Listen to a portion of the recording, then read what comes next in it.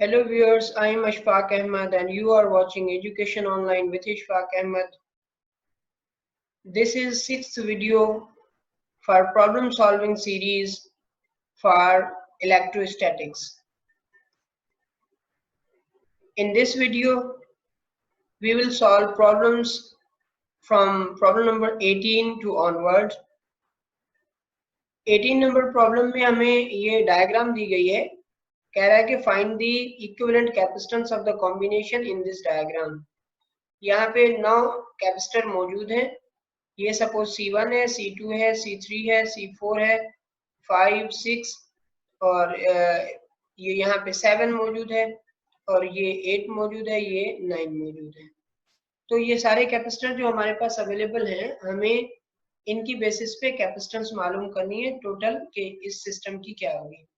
तो अब हम देखेंगे कि यहाँ पे ये C1, C2 और C3 अगर इनको यहाँ से देखें तो ये इसकी अगर पॉजिटिव प्लेट है, ये नेगेटिव है, तो ये नेगेटिव इसकी पॉजिटिव के साथ, ये इसकी नेगेटिव इसकी पॉजिटिव के साथ इस तरह से कनेक्टेड है। इस तरह के कॉम्बिनेशन को कहा जाता है सीरीज कॉम्बिनेशन। तो सबसे पहले हम ये लेंगे कि C1, C2 और C3 को सपोज करें कि एक कैपेसिटर कर दें, वो हो गया C10, बाकी C4, ये C5, ये C7, C6 बाकी सारे के सारे सेम। तो अब पहले इन तीन की कैपेसिटेंस मालूम कर लें। ये 3 है, ये 3 है और ये 3 है। तो reciprocal of the resultant capacitance equal to reciprocal of individual sum. जो इंडिविजुअल के रेसिप्रोकल होंगे उनको सम करेंगे तो हमें टोटल का रेसिप्रोकल मिल जाता है। ये सीरीज के लिए इक्वेशन है। तो हमने वैल्यू सब्स्टिट्यूट की, ये हमारे पास आ गया C10 is equal to 1 microfarad. तो ये C10 1 माइक्रोफैराड है। अब ये 1 और ये C4, ये C10 और ये C4 दोनों क्या है, आपस में पैरेलल में है। जब पैरेलल में है तो पैरेलल कॉम्बिनेशन के लिए हमारे पास इक्वेशन होती है कि इंडिविजुअल्स जो कैपेसिटेंसेस हैं उनको ऐड कर दें। ये 1 है, ये 2 है, फिगर में देख लें C4 2 है और इसकी वैल्यू तो हमने 1 निकाली, तो इन दोनों को ऐड करेंगे 3 माइक्रोफैराड। अब इन दोनों की जो टोटल कैपेसिटेंस मिलती है उसको हमने C11 सपोज करें ले लिया। अब फिर देखें सिस्टम पहले जैसा कन्वर्ट हो गया। यहाँ पे C1, C2, C3 थे, लेकिन यहाँ पे C5, C11 और C6 आ गए, तो स्ट्रक्चर सेम है। यहाँ पे 3 है, ये 3 है और ये हमें C11 भी 3 माइक्रोफैराड मिला। तो अब इन पे सीरीज के कॉम्बिनेशन की इक्वेशन अप्लाई करेंगे और इस कैपेसिटर को हम सपोज नाम दे देते हैं C12। तो हमारे पास 1/C12 equal to 1/C5 plus 1/C11 plus 1/C6। तो 1/3 प्लस 1/3 प्लस 1/3 मीन्स ये हो गया C12 इक्वल टू 1 माइक्रोफैराड। तो ये अगेन 1 माइक्रोफैराड। और C7 पिछली स्लाइड में आप देख सकते हैं कि जो C7 है वो हमें 1 माइक्रोफैराड दिया गया है। C7 1 माइक्रोफैराड नहीं, 2 माइक्रोफैराड दिया गया है। C7 2 माइक्रोफैराड है और हमारे पास C12 1 माइक्रोफैराड आया। तो अगेन हम इनका पैरेलल कॉम्बिनेशन लेंगे, तो ये पैरेलल कॉम्बिनेशन के थ्रू बन जाएंगे सपोज C13 में। तो अब उनके पैरेलल कॉम्बिनेशन से 1 + 2 = 3 माइक्रोफैराड। तो अगेन वो बिल्कुल फर्स्ट वाली स्टेट अगेन आ गई। C8, C13 और C9 तीनों जो है आपस में सीरीज में कंबाइन है। ये 3 माइक्रोफैराड है, 3 माइक्रोफैराड है, 3 माइक्रोफैराड है। इस फिगर में देखें 3, 3 और जो हमने इधर से राउंड ऑफ कह लें, राउंड ऑफ करते हुए आए तो हमें जो रिजल्ट मिला वो इसका भी 3 मिला, जो फाइनल इधर इस साइड पे कैपेसिटर बन रहा है जिसको हमने C13 नाम दिया। तो अब यहाँ पे वैल्यू अगेन सब्स्टिट्यूट करेंगे, C8 की वैल्यू, C13 की वैल्यू, C9 की वैल्यू।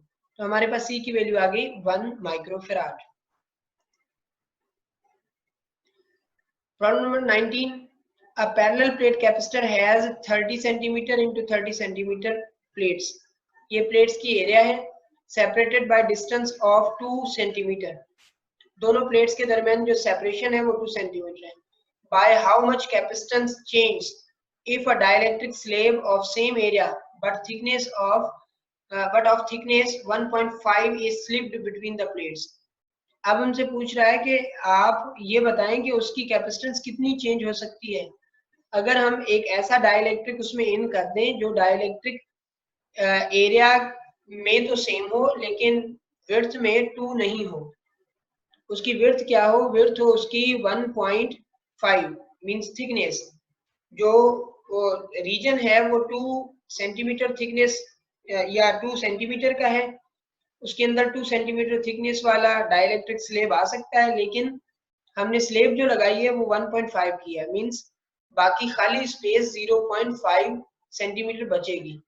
तो अब आपको बताना है कि उसका कैपेसिटेंस कितना चेंज होगा, और डाइलेक्ट्रिक कांस्टेंट दिया गया है दैट इज 2।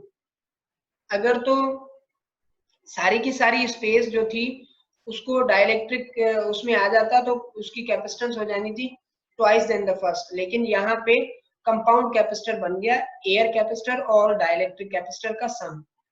तो ये हमारे पास एरिया है 0.09 मीटर स्क्वायर, सेपरेशन है 0.02 मीटर, और थिकनेस ऑफ द स्लेब है 0.015 मीटर, डाइलेक्ट्रिक कांस्टेंट है हमारे पास 2, और चेंज ऑफ सी मालूम करनी है। चेंज ऑफ सी तब मालूम होगी जब हम इनिशियल कैपेसिटेंस भी मालूम कर लें और फाइनल भी। इनिशियल कैपेसिटेंस सिंपली हमने एयर कैपेसिटर मालूम किया कि एयर कैपेसिटर की कैपेसिटेंस क्या है, epsilon not a over D, epsilon naught की वैल्यू, ए की वैल्यू, डी की वैल्यू, तो हमारे पास कैपेसिटेंस आ गई 2.9825 इंटू 10 टू पावर -11 फैराड। तो ये है हमारे पास कैपेसिटेंस फर्स्ट स्टेट में।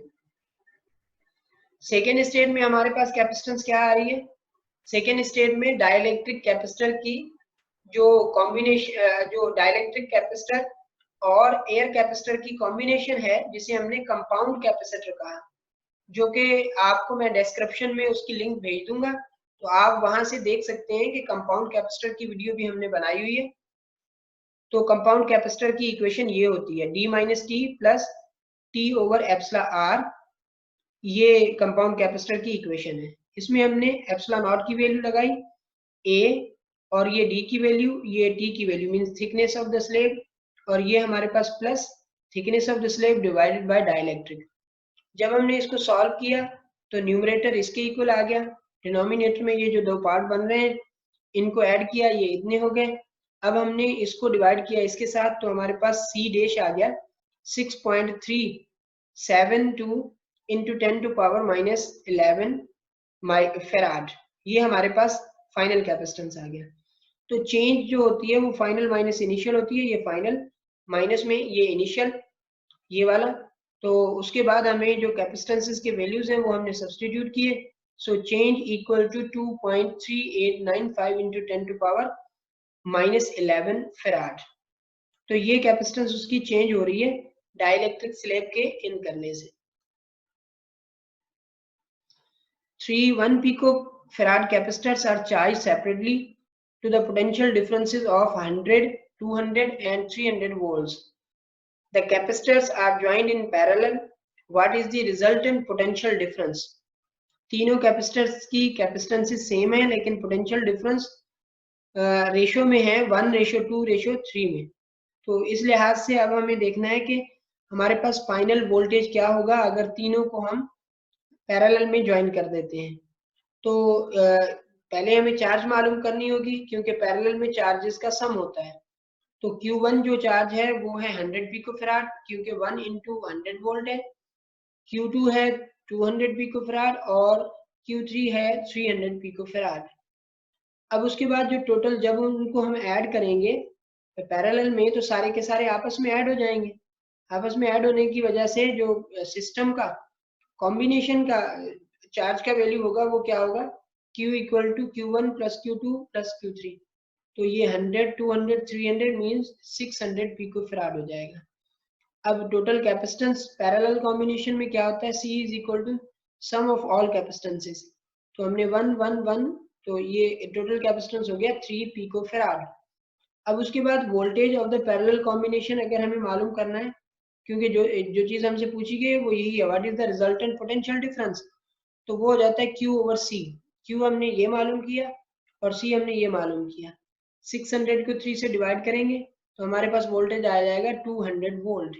So this is the potential difference, resultant potential difference, या आप उसे कह लें कि equivalent potential difference of all the three capacitors.